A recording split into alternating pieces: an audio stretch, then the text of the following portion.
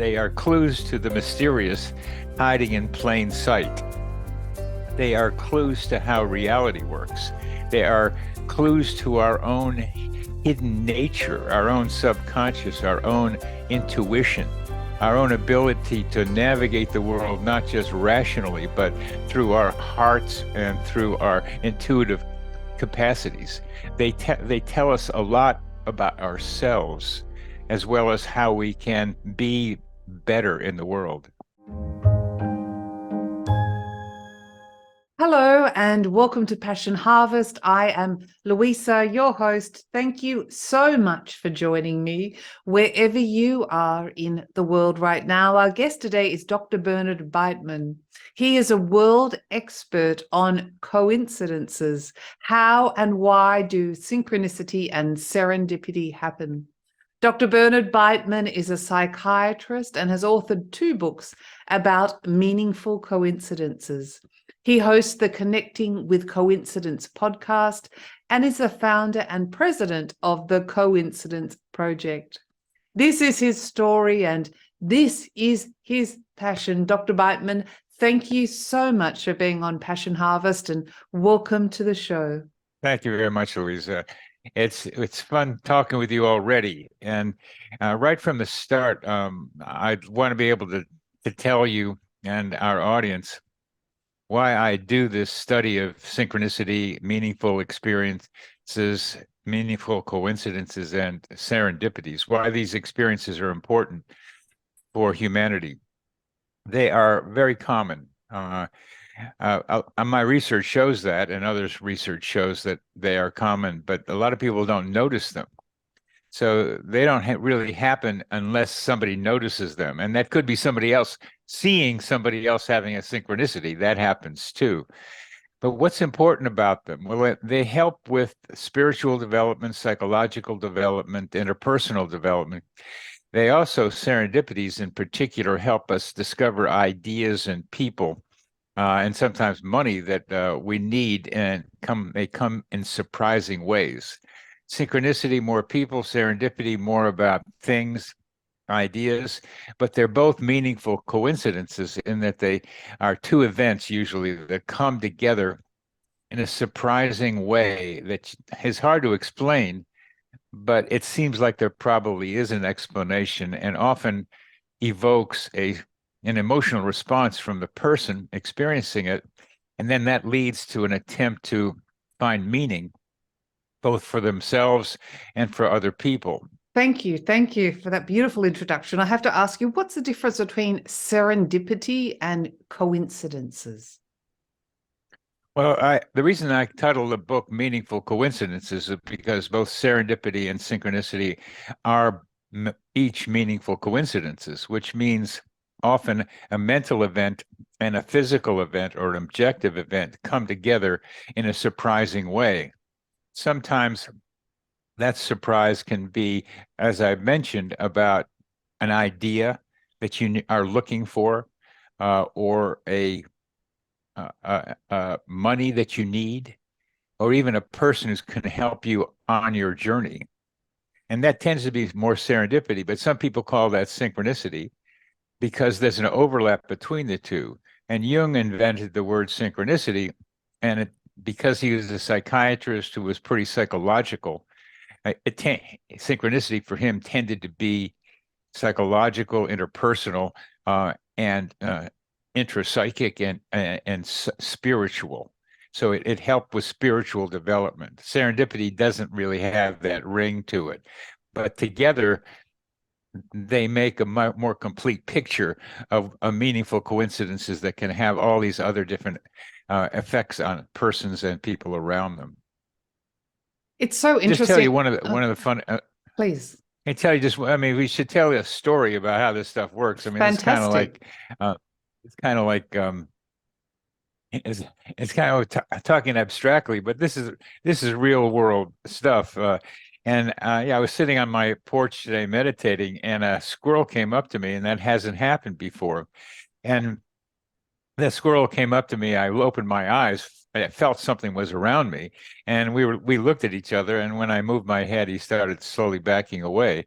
And the bit of the synchronicity there is I'm talking with Luisa today. This is about 45 minutes before I talked to Luisa, and it elevated my sense of connection to nature and my connection to, I think, what Luisa has been trying to understand for herself, what you have, and what hopefully your listeners and our viewers are being able to pay attention to. That's a simple kind of sign of something. So that was a fun one that I can bring to you. But a funny one is I have my own podcast, and I interviewed a bunch of people. I've had 100 people on this YouTube channel called Connecting with Coincidence. And the three people I interviewed, a person named Josh, a person named Anna, and a person named Sheila. Well, I published Sheila's podcast the other day, and because Anna, I thought, knew her, I also emailed Anna the link to that podcast. And right after I sent it to Anna, who lives in New Haven, Connecticut, and works in New York City, right after I sent it, she said, "I'm in Los Angeles. I'm at a dance, and I'm with Josh now." The person I had mentioned I had interviewed. So two people I had interviewed were now dancing together, and they didn't know each other until they had met at this dance in Los Angeles. And I was tired, so I said, "That's cool." But I thought it was really that's the sort of example I'm trying to say of how coincidences show how interconnected we are. No, I love that example. Thank you so much. You talk about the first part of coincidences is noticing them, being aware of them, and it's so individual for each person. You saw a squirrel, which was a beautiful experience this morning. Another person could have a completely different interpretation of that experience. Why? Because, Louisa, we are different. And one of the most difficult things I've had to do here is that I've written this book that is basically a primer, beginner's guide to synchronicity, this meaningful coincidence book. Um, and I know what's right. You know, I have that thing in there. I don't know what's right. I have my own opinions on it. I've done a lot of research. I've had my own experiences. I've talked with hundreds of people about them. I've collected thousands of stories. I have a lot of experience with meaningful coincidences, but how to interpret them is based on the filter, the prism of each person's own mind based on that person's own experience. I continue to be amazed about how many people know they are right about anything, really, and that includes meaningful coincidences. So what do coincidences teach us, and what can we learn from them? They teach us that the weird stuff happens every day. I mean, that's what's fun about them is that they are they are clues to the mysterious hiding in plain sight. They are clues to how reality works.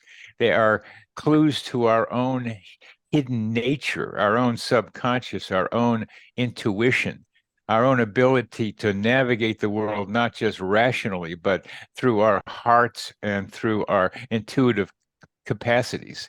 They tell us a lot about ourselves, as well as how we can be better in the world. So also what I'm hearing from what you're saying is that everything has meaning. Every experience, everything we see, of course, every coincidence has meaning. Well, some of them are just funny. That's true.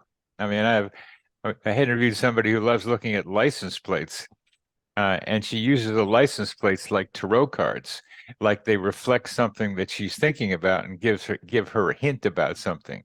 One guy saw a license plate that said "Move now," and he was ready to decide whether to move into this apartment or not. So that happens. But sometimes coincidences don't have particular meaning to the person experiencing them. And just imagine if you were walking around in life seeing coincidences everywhere and they're all over the place and you think they're meaningful.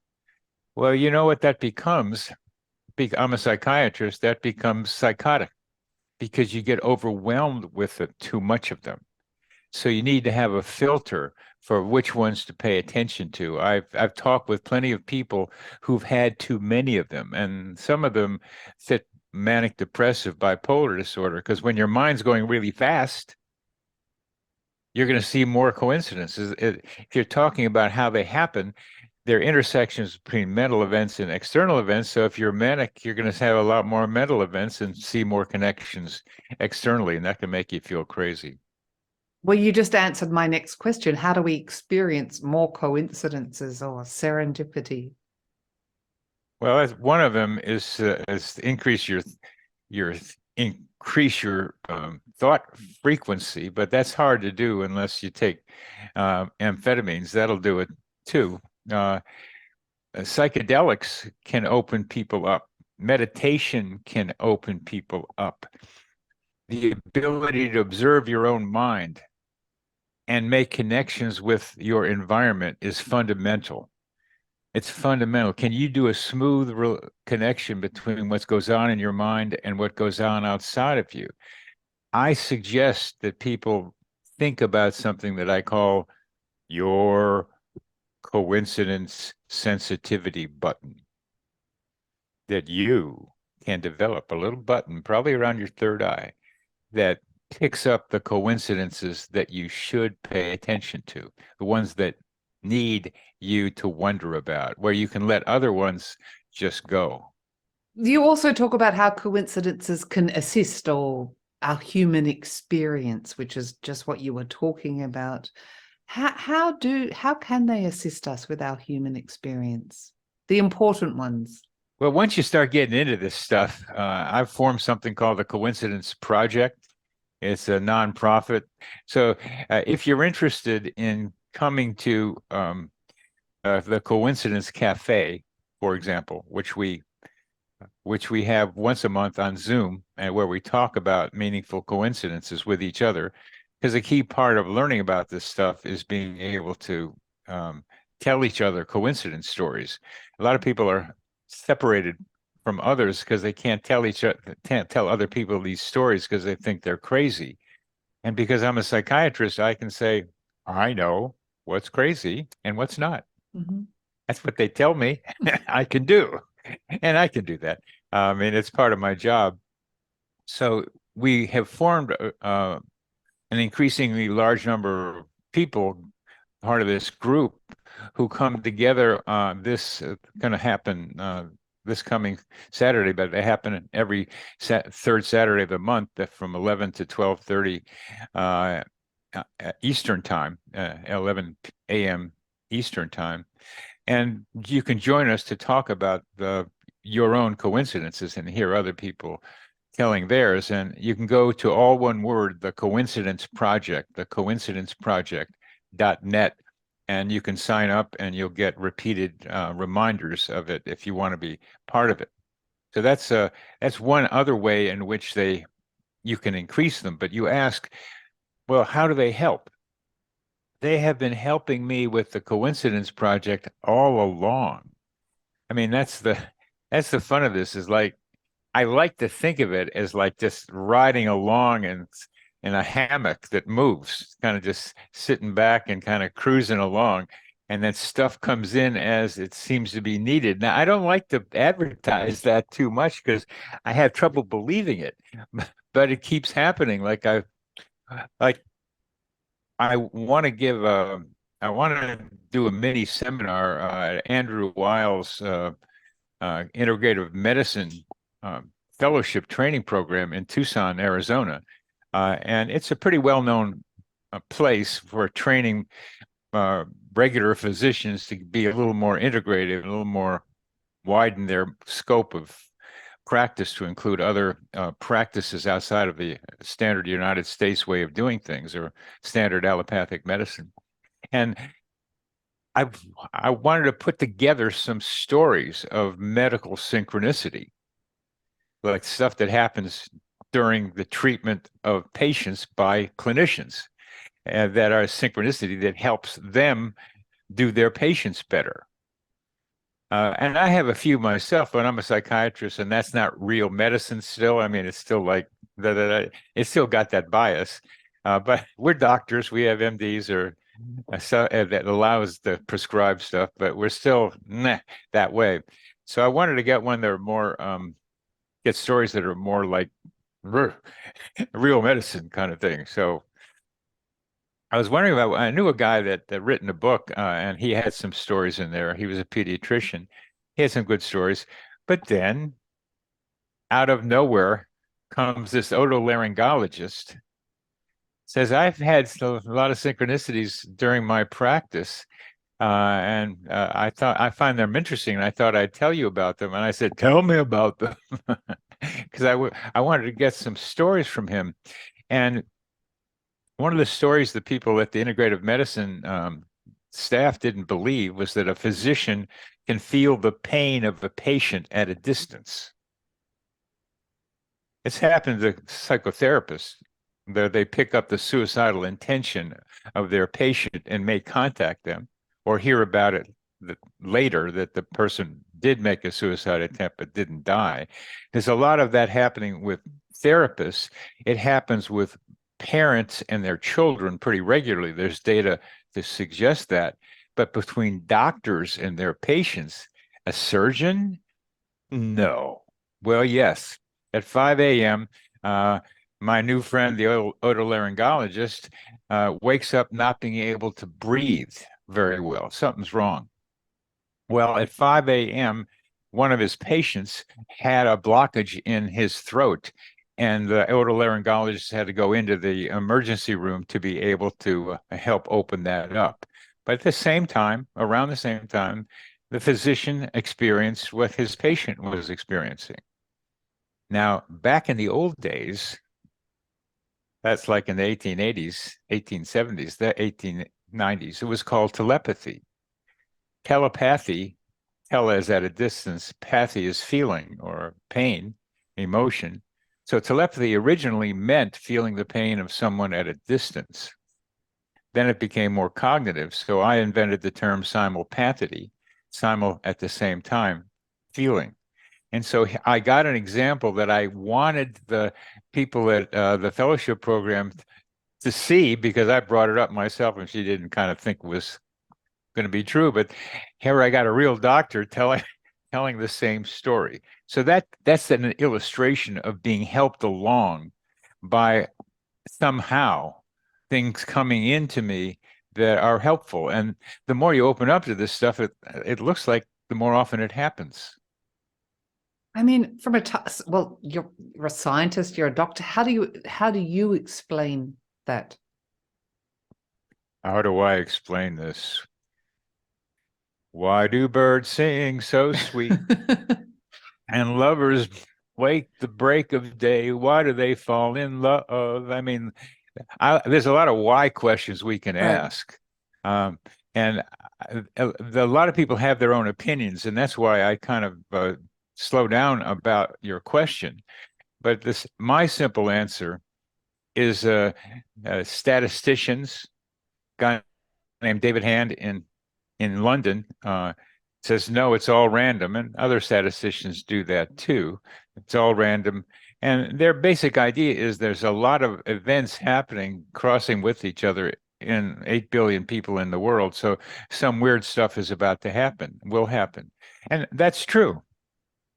But that doesn't mean the things that happen are random. There's a statistical possibility that you can ideally measure, and we haven't gotten a good way of doing that. But there is a statistical probability. Some are lower, some are higher. Doesn't mean the statistics cause the coincidences. It means they're part of their characteristic separate things, like saying all your problems, Luisa, are because you had because of your mother. Uh, Everybody had a mother, so all coincidences have a statistical probability, but that's not enough. There's something else going on. Well, the other end of that, as I mentioned earlier, is mystery. Uh, there's the mysterious hiding in plain sight. And this is where it's very, very easy to once get into coincidences, to start recognizing the possibility of spiritual guides, that there is something going around each of us that is helping us develop our capacities if we're open to these spiritual guides that then can come into us and begin to communicate in ways that are useful to us. And even more, I like to think of this something called Earth Coincidence Control Office, ECCO, echo, behold in Latin. Behold.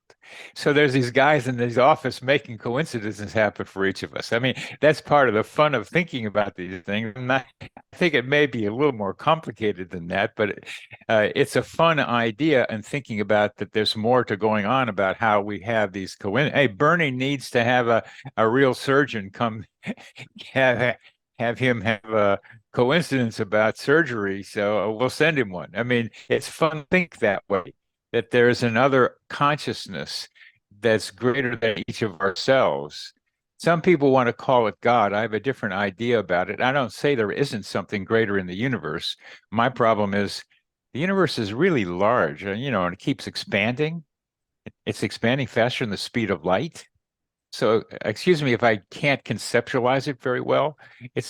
I just rather stay here on Earth, where I have some ideas that it might be testable about what's bigger than us.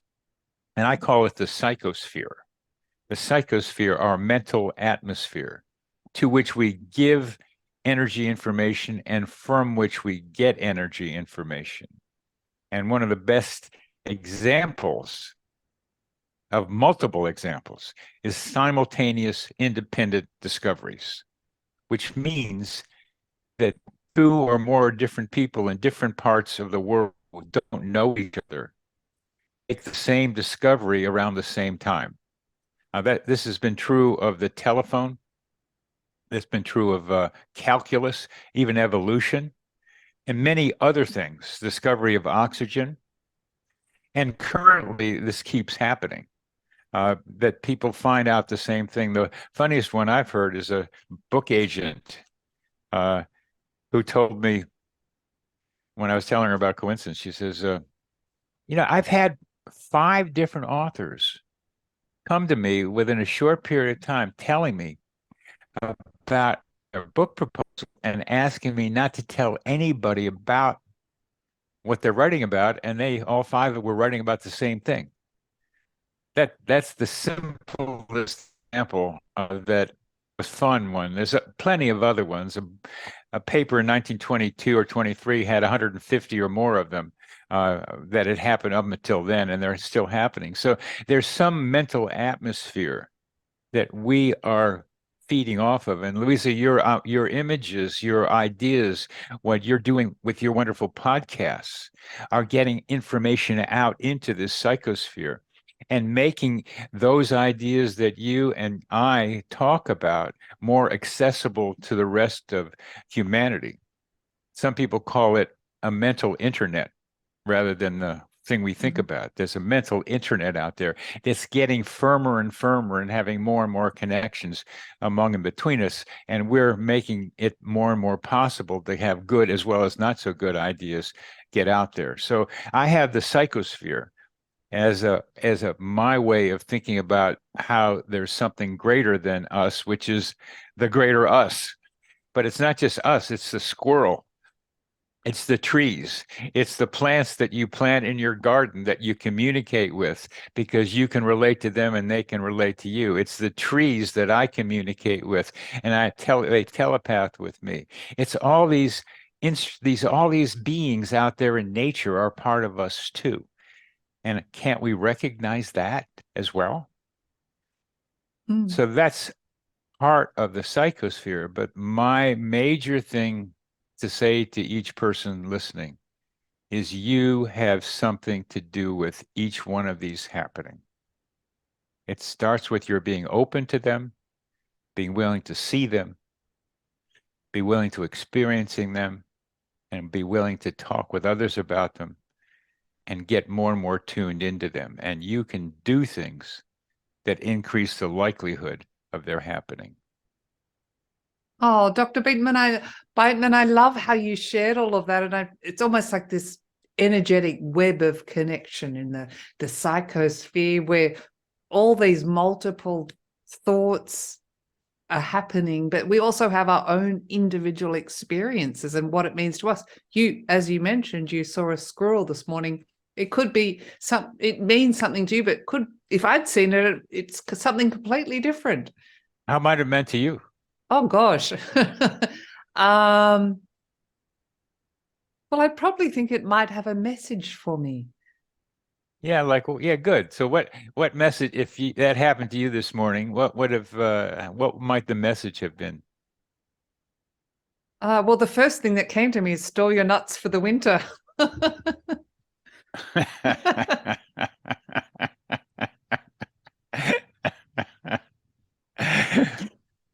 Good. And that's this is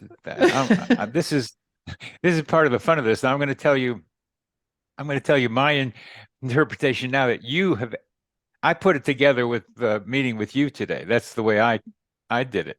Um, but that's a little bit of a stretch. I just wanted to connect you and me too. That's Mhm. part of the reason I said that. But that hasn't happened to me in quite a while. If it happened, I don't really remember for sure. But what it was telling me was that my meditation is getting better. I Uh, love that. it's that somehow I'm able to get deeper into something. And what it allowed me to think about is that my energy field was getting calmer and calmer. And it became interesting to this curious squirrel who wanted to see what this thing was going on over there. Because I've had that happen at dance when I'm really in a good energy space. People seem to come around me. And I haven't been in that space for quite a while lately, and they haven't been around me. So it's fun to see the difference. But somehow I was tuning in a way that I hadn't done for a long time. And that there are energy fields that other beings can pick up from us. Absolutely. And it felt comfortable in your presence and safe. Comfortable, but I like the curiosity part of it.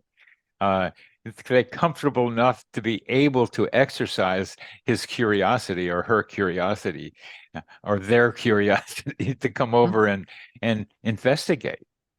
Take a And, look. What is and, it? it- What? and, completely different life experiences. I said that because I'm originally Australian and it was really cold in France this winter.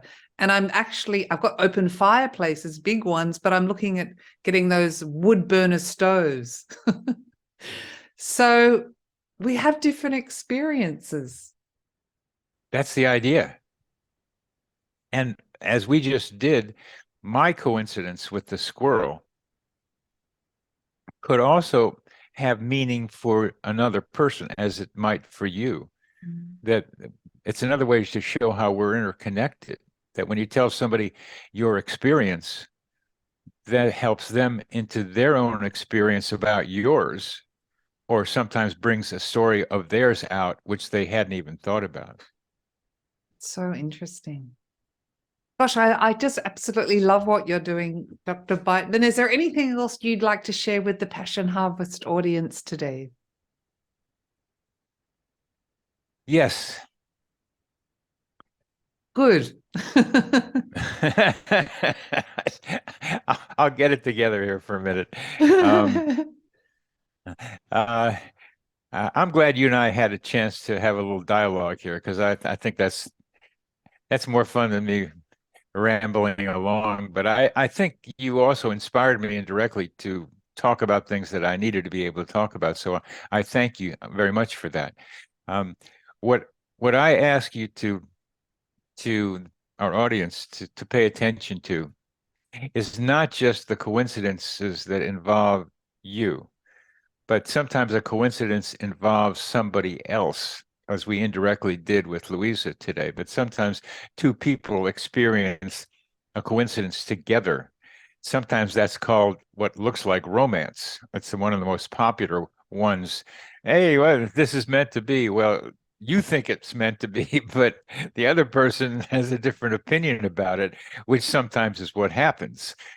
Just because you think, oh, so you have to ask the other person that person's experience of the coincidence. I've done that bunches of times with people where I thought there was some kind of like even business or coincidence future talk. No, sometimes it's just for the moment, just for the moment of two people coming together. So it's important to find out what the other person thinks about it and feels about it.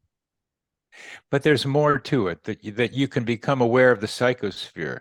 You can become aware of our interconnectedness through this mental atmosphere. You can think about how some of this stuff happens, like simultaneous independent discoveries or simulpathity, feeling things at a distance.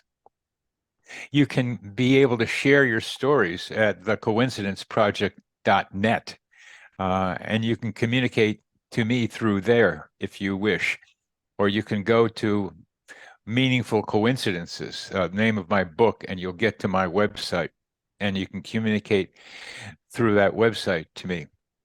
But the most important thing I can say to you is that there appears to be a movement developing that I happen to be in the middle of, at least now, of having more and more people recognize their interconnectedness through synchronicity and serendipity, and to recognize that we need to do something as a group, as what I call the collective human organism, that can help mitigate the global warming that we ourselves are creating and reduce the conflict that we are also creating for each other. Because we're destroying not only ourselves, but all those lovely creatures. We're losing so many different species these days. And I'm pleading for synchronicity awareness, to be able to find our connections, to find the love and the compassion that synchronicity can bring on for us through our shared experiences, our recognition of our shared experiences. And in that way, help reduce the likelihood of our impending suicide.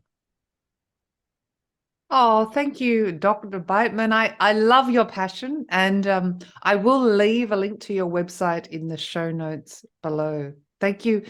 Thank you for sharing your experiences and all the incredible research you've done, and thank you for being on Passion Harvest. You're very welcome, Luisa. It's Okay. great to talk with you, and thank you for the opportunity to meet you. Oh, it's my pleasure, and have a great day. Thank you. Bye-bye. If you like this episode, please do subscribe for weekly passionate, inspirational interviews.